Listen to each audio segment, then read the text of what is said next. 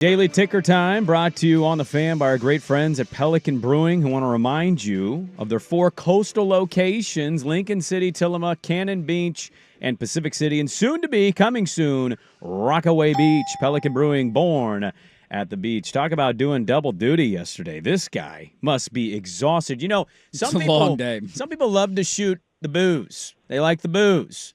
But if we're being in a trust tree, the booze tastes gross. You love the chaser. The chaser always tastes a little bit better. And our guy Mike Lefko of Seattle Sports, Mariners pre and post, he pulled off double duty, and I would argue had the booze first, the Seahawks-Bucks thing. And the chaser at the end made it nice and sweet. And then he got the chaser, the sweet Mariner win to tie the series at 1. Before we dive into the Mariners with Mike Lefko on Twitter, at Mike Lefko.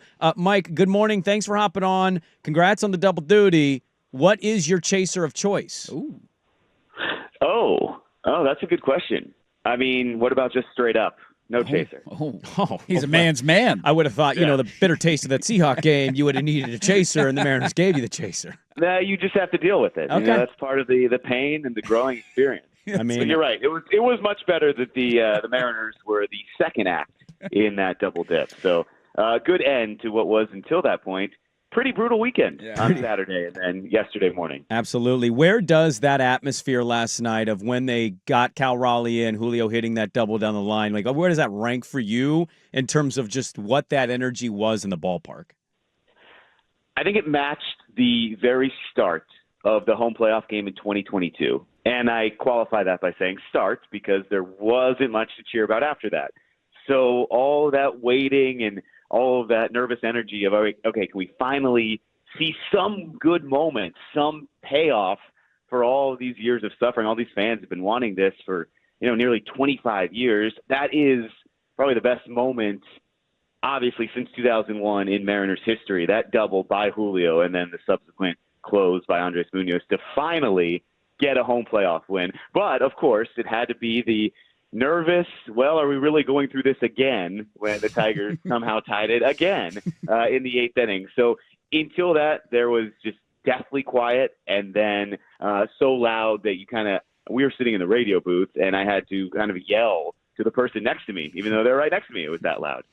The scenes were unbelievable last night. How cool was it for the guy to get the go-ahead hit to be Julio? Because I think about his career and bursting onto the scene and being kind of the face of the franchise, and then all of a sudden it's like, this guy's our next Griffey, and it's like, man, that's such a hard standard to live up to. And I think at times they didn't protect him enough in the lineup, and he's asked to kind of carry everybody. And then Cal Raleigh comes out of nowhere, and he might go on to win the MVP, and he's become more the face of the franchise. But Julio with the home run in Game 1 and then the go-ahead double in Game 2, how cool was it to see that moment for him? I really love what Julio has turned into in these playoffs, because I think it's something that most people know he's capable of, and all those flashes of brilliance and his just sheer raw talent always gave you that sense that he could do something like this and essentially carry a team and carry a franchise. But it also felt like he gets so much undue criticism because of the weight of those expectations, of the contract and of him bursting onto the scene. So any tough stretch, and he has had his fair share because he does get off these slow starts, is just met with the wave of, you see the calls and texts, I'm sure we get a ton of them. 2 weeks into the season, this guy's a bum. He's overpaid, waste of money, all that. So for Julio to show that, this is what the Mariners believe, and this is what a lot of us have always seen he's capable of, very cool, and also pretty reassuring, because you need your stars in the postseason. There are going to be those random X factors that come in and have a key moment, like a Gabe Spire out of the bullpen, but ultimately the backs of any playoff run are going to be on your superstars. And Julio is just backing up and kind of vindicating the trust and belief the Mariners had in him. Because, he literally carried them in Game 1, drove in those 2 runs. And then last night, in that spot, in that moment, absolutely coming through when he had to. Mike Lefko, our guest here, Seattle Sports, Mariner pre and post, as the Mariners tie the series last night. Funny graphic I said earlier on the show, Mike, of Fox showing like 20% chance Tigers will score 2 runs. They then score 2 runs right after the graphic. You're like, oh, my God, we're doing this again. Mariners come back in the 8th, as you mentioned, with Julio and Cal Raleigh. So they tie the series. We go back to Detroit now. Logan Gilbert scheduled to go on the bump. Mariners are actually favored in this one. I'm just curious where you think all of this sits going into a Gilbert start on the road in Detroit. I have learned that I have no idea how to predict this team because I was wholly confident that they would come out on fire like all those other home teams did in game ones, have a big first inning, and maybe cruise to a win. Nah, it's never that easy. I do have confidence in Logan Gilbert, and I do like to think that what we've seen and what we talked to in the clubhouse all year from this team is they are very resilient, and it takes almost that steely resolve to kind of sink in first. After the game on Saturday, Julio had more of a not angry, but just kind of detached, steely, reserved demeanor about himself, knowing that was not what that team is. So that was almost, I hope, the wake-up call. I would not be surprised if they go into Detroit and win easily. I would also not be surprised if we see exactly what we saw the last two games, where it is a struggle and a grind. But I think if this team has shown you anything, it was that stretch of 17-1 after it looked like the season was lost in September, that they do have the pieces on offense and the pitching staff is rounding into form. And I really do like that you have Logan Gilbert now sitting there waiting for a game 3 and a start on the road where it's going to be the Tiger season. You know, they're in a great spot as well. They're thinking, hey, we're going home, tied 1-1, can win 2 games at home and win the series. Gilbert has been more consistent this year, and I know that Dan Wilson decision to have Kirby and Castillo was maybe heavily scrutinized. It did pay off. I liked what those two guys did to start the series. But now you have Gilbert, who has been more steady than either of those two, especially on the road. The home road splits, not great for Kirby and Castillo. You come back with Gilbert. If he gives you a solid 5 to 6 inning outing, I think you're in good shape. Do we know anything, or is there any update on Josh Naylor and the baby? Do we have a baby yet? When's the baby coming out?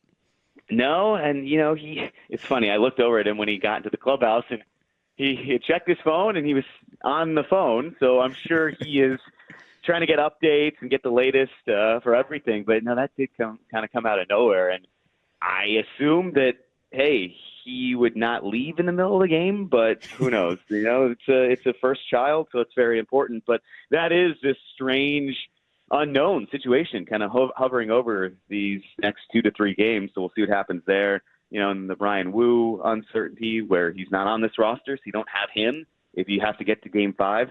That also is not ideal, but Jorge Polanco comes through in a huge spot last night. This lineup does have depth. They haven't before. So not great if Josh Naylor has to miss a game or two. He also has been struggling at the plate a little bit. He's been everything for the Mariners this second half, but in this series, he hasn't made an impact yet. So maybe, hey, if he knows that baby's about to come, we'll get a big impact moment from Josh Naylor in game 3. But it is a unique kind of unknown hovering around the Mariners right now. And I think after the win last night, everyone was kind of able to put that aside. But yes, now we'll certainly be on Naylor watch. Every time that lineup comes out, you're just kind of holding your breath. You're like, is he? Oh, okay. He's at first base. All right, good. Baby hasn't come yet. Well, we look forward to a Tuesday game 3 in Detroit. Gilbert against Flaherty. Mariners tied the series yesterday. Our good friend Mike Lefko of Seattle Sports Mariner pre and post double dipped the chip yesterday with the Seahawks Bucks, and then obviously watching the nightcap with the Mariners. Polanco going yard twice against Skubal, and then Julio coming up big in the bottom of the 8th. Mike, thanks so much for joining us. We always appreciate having you on, and I'm sure we'll catch up with you if this series continues to be as tight as it is. Thanks for hopping on this morning, and enjoy game 3. Yeah, no problem, guys. If it is a World Series situation, I promise absolutely no sleep, and then we'll see how fun this interview gets. That's my favorite. See where it goes. There we go. I'll promise you something off the rails if it gets to the World Series. All right, there we go. Mike Lefko, Seattle Sports, Mariner pre and post, our guest here on the Daily Ticker on Twitter, at Mike Lefko, as the Mariners get a big win at home, their first home playoff win since 2001. They go back to Detroit, as I mentioned, Tuesday at 1:08. First pitch start. I had to do that math because my computer is 3 hours ahead. We get the afternoon game tomorrow. It's a 1:08 first pitch, according to my computer. I'm not upset about that. I love nice little it. middle of the day. Yeah. Give me a little day baseball. Be able to watch the entire thing. I love weekday day baseball, and we all wait on Naylor to have a kid. Scotty Scheffler said he would walk away from the Masters, even on Sunday. Remember when his kid was about to be born? He was like, "Dude, 7th hole, I'm walking off the damn course if that thing's coming." We'll see if Naylor does that. You imagine him in like the 4th inning. He's due up second, 2 guys Just on base. abandoned. He's like, "Peace, I'm out of here." I can't blame him, man. First kid, he's got to be pumped. Good stuff from Lefko. The Daily Ticker brought to you on the fan by Pelican Brewing Company. Born at the beach, online at pelicanbrewing.com, 4 coastal locations, and coming soon, a 5th one, Rockaway Beach. Pelican Brewing, again, born at the beach.